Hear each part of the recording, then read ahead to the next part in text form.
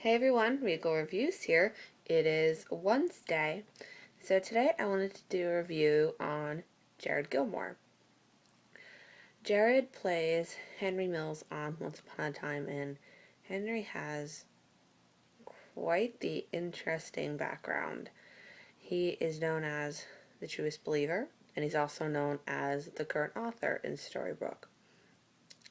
Now, as I mentioned in my past review, that Henry's biological parents are Emma and Neil. Emma being the daughter of Prince Charming and Snow White, and Neil being the son of Rumpelstiltskin. So he has quite the most interesting grandparents. Henry was adopted by our mayor Regina of Storybrooke. Henry, it seemed, did not like Regina at first when he was a baby because he always cried around her. But as he, I guess, got used to Regina, that he stopped crying and they can live their new happy life. Regina almost gave Henry back, but Regina realized that Henry needed a mother and needed somebody who wouldn't abandon him.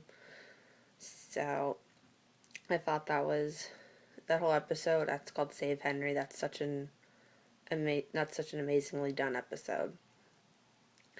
Henry was very curious. He was the first one to start believing in fairy tales and believing in the curse. He actually got the Once Upon a Time storybook that we see in a lot of the episodes from Mary Margaret, and that's when he started believing in the curse. He actually went to find his birth mother through, I think he used Mary Margaret's credit card and this adoption website to find the birth family.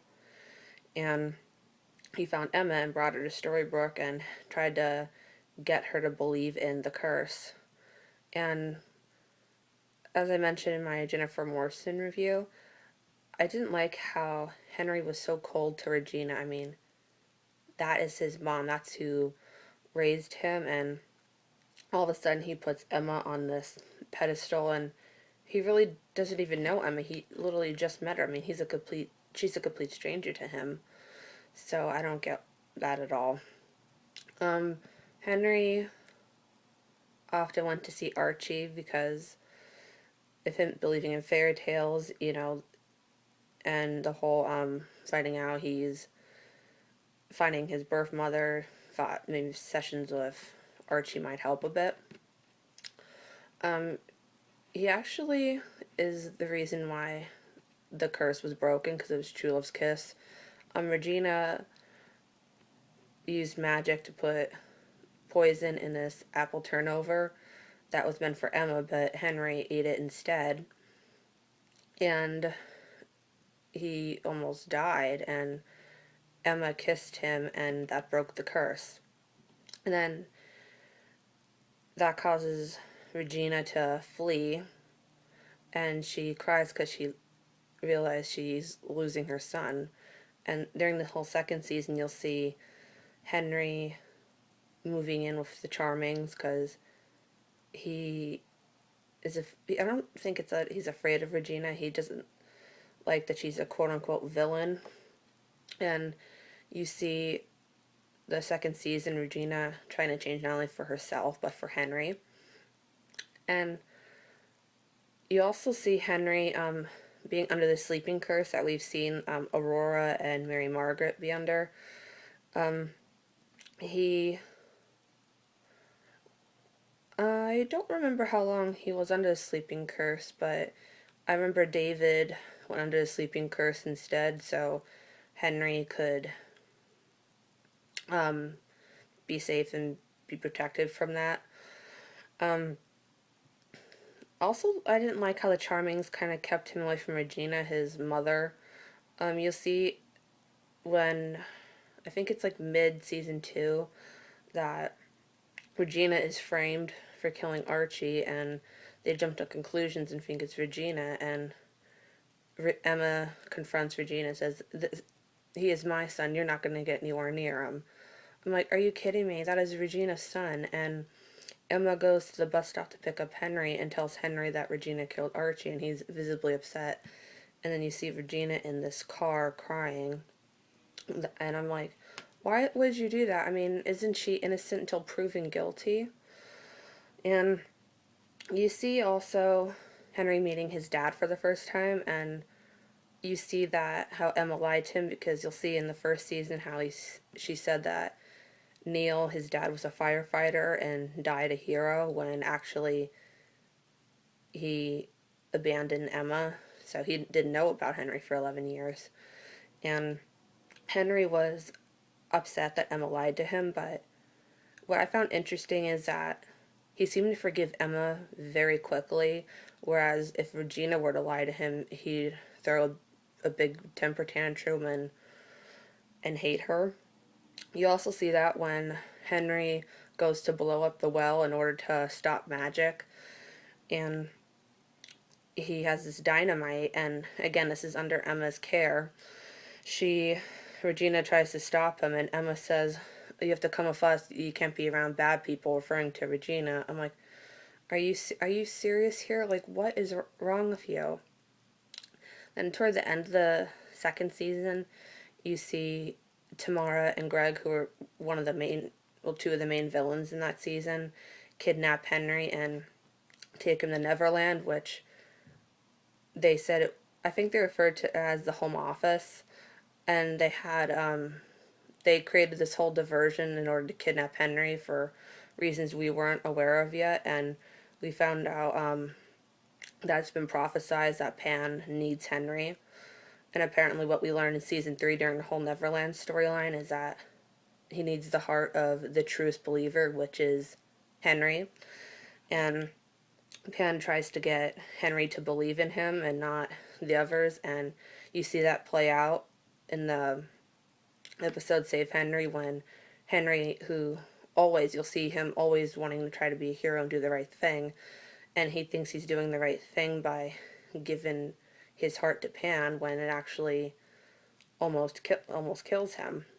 And what I found interesting is that when people rip out their hearts on Once Upon a Time, you see traces of black or you see like a red heart. Well, Henry's was like brightly colored gold, so I don't really know what that means. I don't know if that has something to do with him being the truest believer, but hopefully the writers can maybe clear that up or reveal that to us.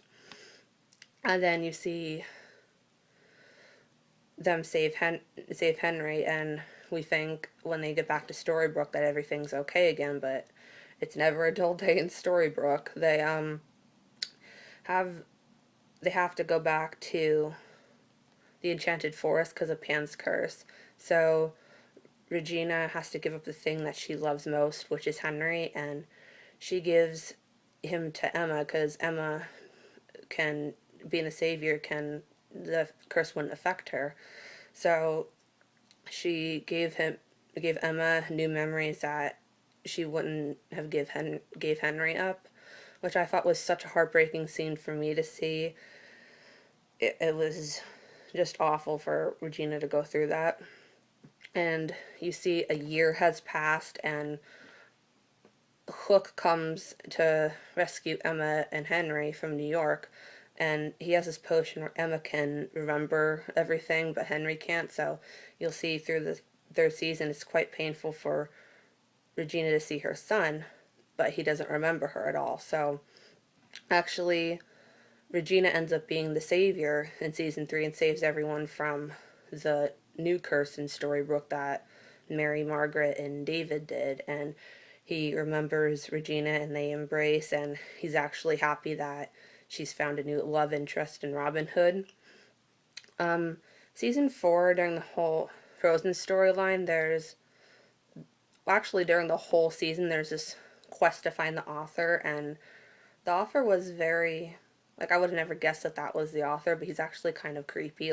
And you see Henry and Regina working together for a change, and in the first season you see Emma and Henry working in Operation Cobra, while Regina and Henry work on Operation Mongoose to help Regina get her happy ending, but also to help save Marion, who is frozen at the moment. And they look for clues, and he actually becomes I think he gets a part-time job in Gold's shop, so he's quote unquote the apprentice, which I thought was pretty cool. And Henry ends up being the new author because he, when they had the curse that the author wrote, he grabbed the pen and the notepad that the author had. It glowed when Regina sacrificed herself for Henry, even though they're in the new curse, the roles kind of swapped a little bit. So Snow was the evil queen and Snow was Regina, and she had no memories of Henry, but he kept telling her that he's from the future, and she finally started to believe him, and she sacrificed herself for him. So he grabbed the pen and wrote that Regina would be alive still, and he brought everyone back to Storybrooke, and that made Henry the new author. But what was quite interesting is that instead of keeping the pen, he actually broke the pen. So that means he won't write the stories, because when you write the stories, it becomes addictive and it's a huge power. And he didn't want all that. And he later comes to regret that when Emma becomes the Dark Swan, which is the current storyline this season.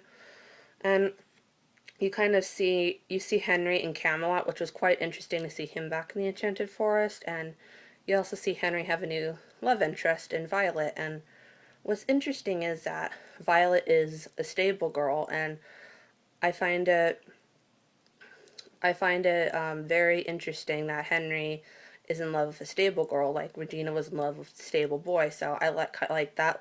I really love that parallel for me being a stable queen shipper.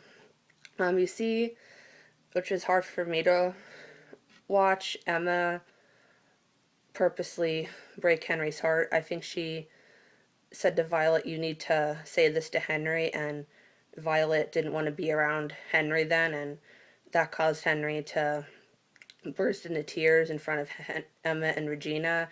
So it was very heartbreaking to see his quote-unquote mom do that to him. So you could see how dark Emma really was.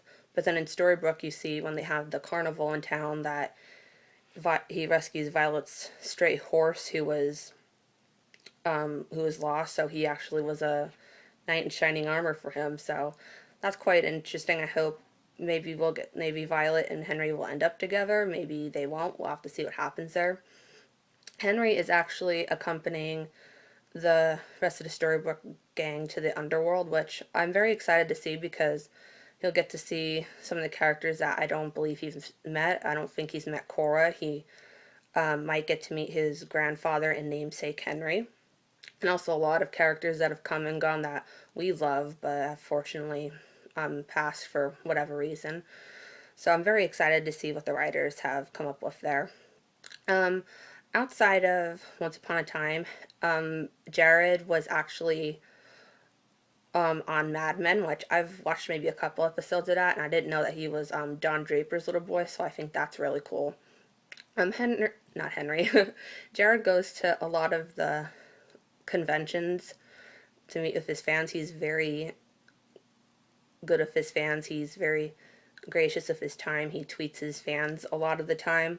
And I think out of all the cast members, he's really closest to Lana.